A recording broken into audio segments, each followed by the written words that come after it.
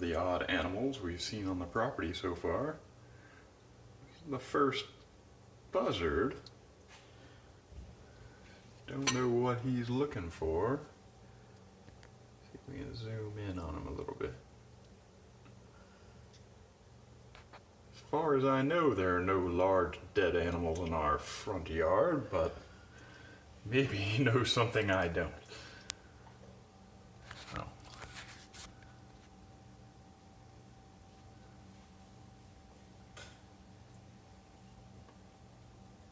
It's either a buzzard or a giant crow. I don't think so.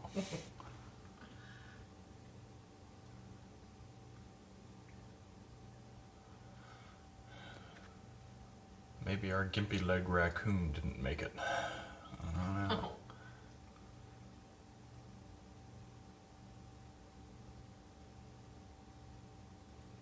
Oh.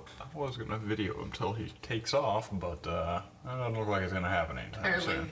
Apparently he just wants to waddle across.